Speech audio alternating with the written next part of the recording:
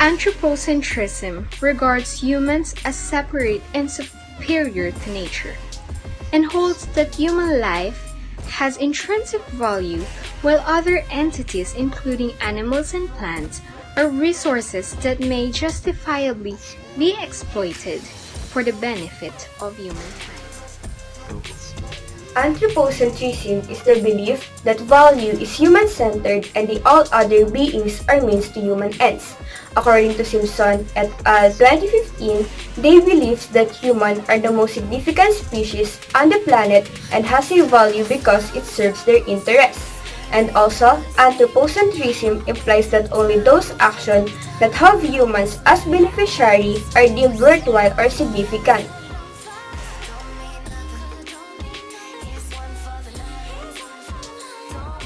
Anthropocentric worldview can be traced back when Plato and Aristotle suggested an existing degree when it comes to the completeness and arrangement of natural entities. The degree started from lower and higher. So when it comes to the lower part, it is where the animals and plants are included.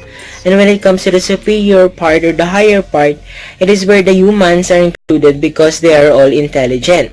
There is also an Aristotelian scale wherein the great chain of being is derived. So it is said that nature was made for animals and animals were made for the sake of humans. In the Middle Ages, the anthropocentric worldview gained a lot more synthesis to St. Thomas Aquinas. He proposed a hierarchical ladder wherein God, the most holy, the most complete, and the most perfect, is at the pinnacle of it, followed by the angels, man, plants, and animals. It is said that man is the most significant and the central part of order in beings. As told in the creation story in the book of Genesis in the Judeo-Christian Bible, it is said that humans are beholded with great power to control living creatures in nature itself. This statement has been translated by the great philosophers such as Francis Bacon, René Descartes, and Gottfried Leibniz. Anthropocentrism is described by most philosophers as humans possessing the control over nature. Furthermore, development of new knowledge about science aims to restore the natural entities of the world. The philosophical view of anthropocentrism have enlightened several philosophers. Philosophical systems such as Marxism, humanism, and existentialism supported the view of anthropocentrism, that humans have the power and freedom to control the world.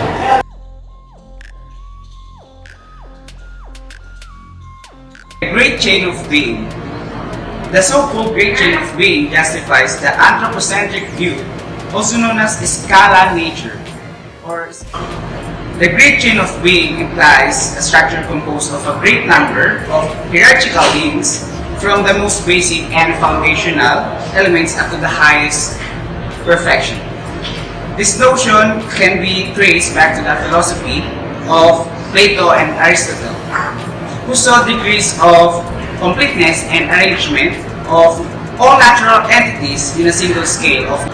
In Aristotle's views of an earth-centered finite universe, humans, because of their intelligence, were regarded as superior to animals and plants. In Aristotle's hierarchical estimation of nature, plants are made for the use of animals, and animals were made for the sake of human persons. The Aristotelian scales follow the ordering of the different kinds of souls that animate being possess, that is, lowest are bloodless animals, next come fish, birds, and quadrupeds, and finally man. This stratification of the animal kingdom is explained in accordance with the gradient of vital heat. The more vital heat a creature has, the higher it will be ranked on the scale of nature. There is a Christian version of the great chain of being, and it can be found in the Mendeleev synthesis of Saint Thomas Aquinas.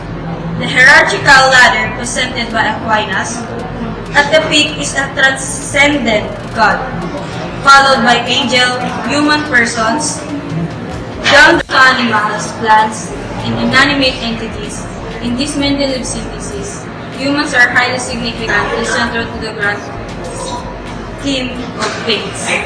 The universe was made for the express purpose of providing a stage on which to enact a drama starring man for the title role, Session 1995-160. Finds continuation in the philosophies of René Descartes, Francis Bacon, and Gottfried Leibniz, as well as in the philosophies of the Renaissance Anthropocentric humanism up to the period of Enlightenment and up to the 20th century to Karl Marx and John Dewey. In all these different eras, humans are portrayed as a central fact of the universe, that humans had unlimited powers, potentials, and freedom. Leibniz thoughts sum up the meaning and impact of the great chain of being. He said that those beings which are higher or more perfect are more entitled to exist than the lower beings, and that the lower beings is subordinate to the existence of the higher beings.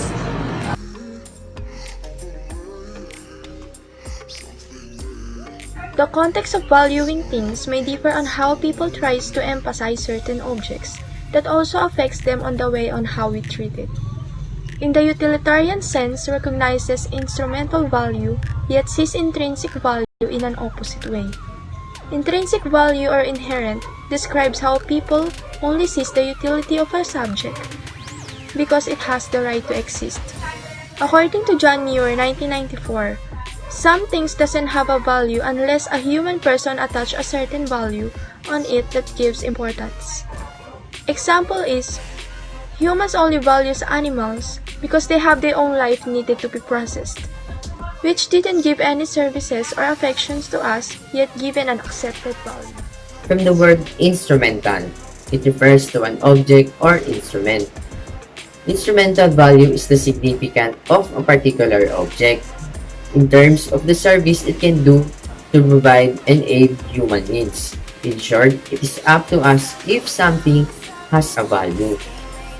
In the anthropocentric view, value is anthropogenic. When we say anthropogenic, means it caused by humans, meaning that humans have the ability to decide whether something is valuable or not. On the other hand, for Cox and Simpson, something is valued when it's valued for what it can do for the valuers. Feed them, shelter them, please them, inspire them, transform them. They believe if something has a value, it must be beneficial for human welfare, the useful functions, or the instrumental value in the service of human needs. Let's give one example. You have a computer that can be used as a medium of communication, serves as entertainment for human satisfaction, and many more. For some instance, you see a laptop that's much more better than your computer. You might buy it and sell your computer because it no longer has any instrumental value to you. Again, instrumental value is a choice that depends on us whether something has a value.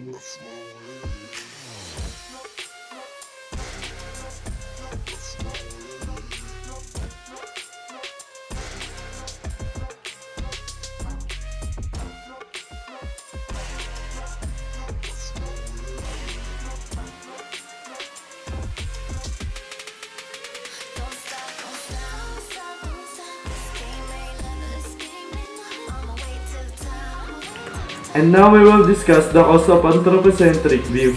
The influence of anthropocentric worldwide view, justified by the motion of the great chain of being, has succeeded in subordinating nature to the whims and needs of humans.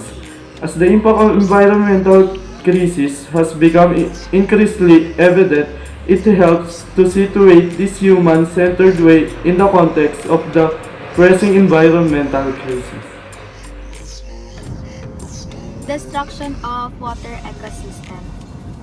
Fisher folks are finding it more difficult to catch fish. Kailangan pa nilang lumayo kasi alam naman natin ngayon na yung ocean natin ay unti-unti nang nasisira dahil sa human habits and practices. Katulad na lang ng pagtatapon ng mga basura kung saan-saan, overfishing, destruction of coral reefs, and indiscriminate dumping of chemical wastes by factories. According to FAO, which is United Nations Food and Agriculture Organization, 75% na daw yung na-stretch beyond their capacity. Nasa lower limit na din yung sustainable yield natin. And fishes are harvested in order to provide luxury food, yung mga mamahalin na restaurants, ganon, which is few lang yung nakaka-afford para mag-gain nila yung profits na mga nagre-rely sa dagat para sa mga everyday needs nila. But until sa climate change, it does not account for all that is wrong in the environment. It is simply one of the myriad or the countless human-induced environmental crises that has a long-term negative consequences for humanity.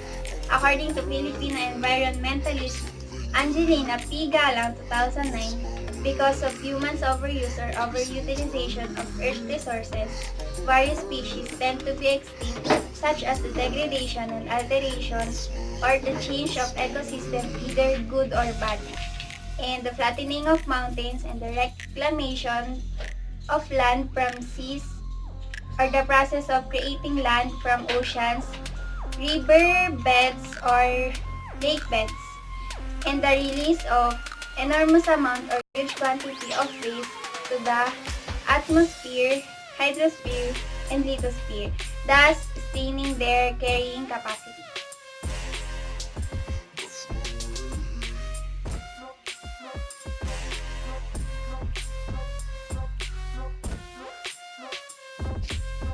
This speech of Yabsano situates the view in terms of treating nature as if it existed only to fulfill our needs and desires. This reveals an argument in the Anthropocentrism, since nature can affect us way more than we can affect it, wherein this tarnishes the definition of the view, since it says that humans are superior of animals.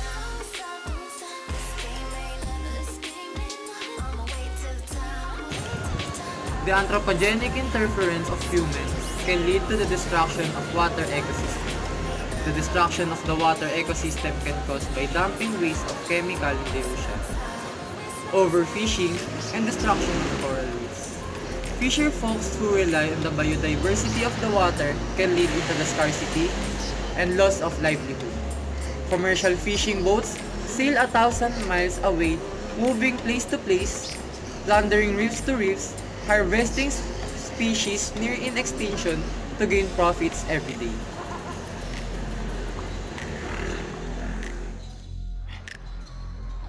According to National Geographic, humans consume 50% of resources more than our planet can reproduce in a year.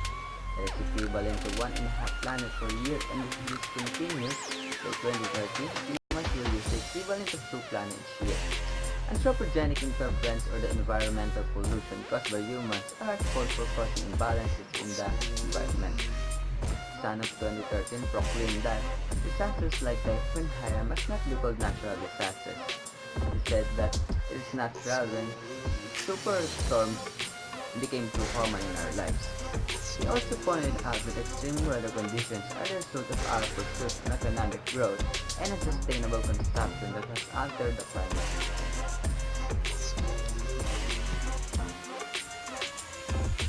The destruction of Philippine forests have hit close to home soil erosion, which causes landslide and flash floods during the typhoon season. It has led to the destruction of property and loss of lives. Moreover, scientists who heavily rely on forest flora and fauna are deprived of knowledge and raw materials for the discovery of new medicine.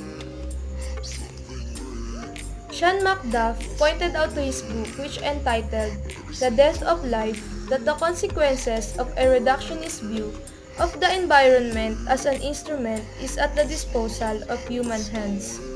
One of the causes of anthropogenic interference is habitat destruction. According to Reyes, 2003, 50% of the Philippine forests to supply raw materials for the colonizers' shipbuilding needs the spread of agriculture and for commercial logging. It was continued during 1960 and 1970 at the time of Spanish and American colonization.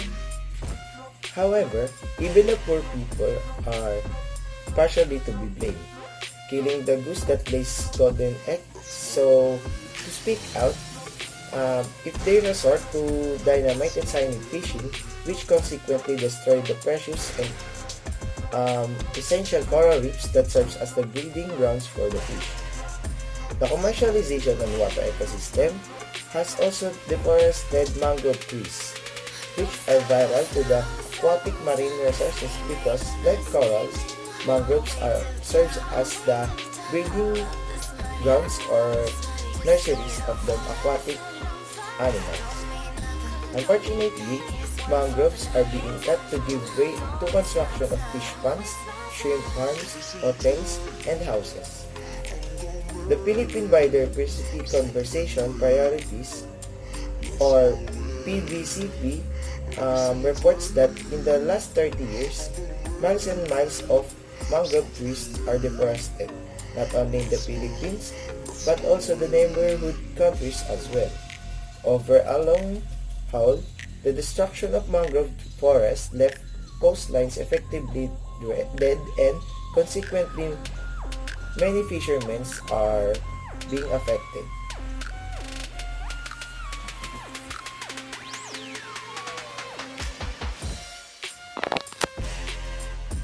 The Intergovernmental Panel on Climate Change, or IPCC, confirms that the increase in greenhouse gases are not from the natural mechanisms. The IPCC's working group have proved that human activities have caused the rise of carbon dioxide, methane, and nitrous oxide. According to Yale 2015, countries like the United States of America, China, Russia, India, and Japan are to blame, mainly because they base their progress on carbon-intensive industries. These countries have the highest rate of carbon emission.